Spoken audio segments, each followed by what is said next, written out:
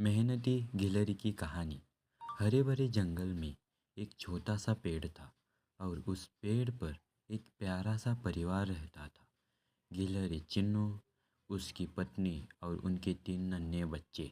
चिन्नू बहुत मेहनती गिलहरी थी।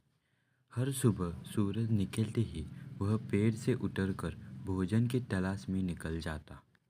जंगल में और भी कई जानवर थे, कुछ मेहनती तो कुछ आलसी।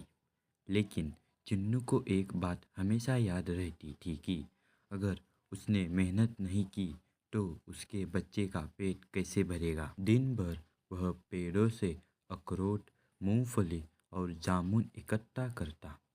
कभी कभी उसे कई मील तक दौड़ना पड़ता। गर्मी की धूप में उसका शरीर थक जाता, पर जब वह अपने नन्हे बच्चे को खेलते देखता तो उसके चेहरे पर मुस्कान आ जाती। एक दिन जंगल में एक लोमड़ी ने चिन्नू से कहा, अरे चिन्नू, इतनी मेहनत क्यों करते हो? सारा दिन भाग दौड़ करने से अच्छा है कि जो मिलता है खा ले और आराम कर। लेकिन चिन्नू ने शांत से जवाब दिया, लोमड़ी भाई, आराम तो सबको अच्छा लगता है, पर सर्दियाँ आने वाली है। जब बर्फ़ गिरेगी और भोजन कम होगा तब मेरे बच्चों का पेट कौन भरेगा? मेहनत से आज जो मैं जमा कर रहा हूँ वही कल हमें भूख से बचाएगा। लोमड़ी हंसकर चली गई, लेकिन चुन्नू ने उसकी बातों पर ध्यान नहीं दिया। दिन बीतते गए। धीरे धीरे ठंडी हवाएं चलने लगी। जंगल में सर्दी आ गई। पेड़ों से पत्ते झड़ गए, फल कम हो गए। अब बाकी जानवर को भोजन ढूंढना मुश्किल होने लगा। कई बार वे भूखे ही सो जाते। लेकिन चिन्नू के घर की स्थिति अलग थी। उसने अपने बिल में ढेर सारे अखरोट और फल जमा करके रखे थे। जब बच्चे भूख से रोते तो चिन्नू तुरंत उन्हें स्वादिष्ट मेवे निकाल कर देता।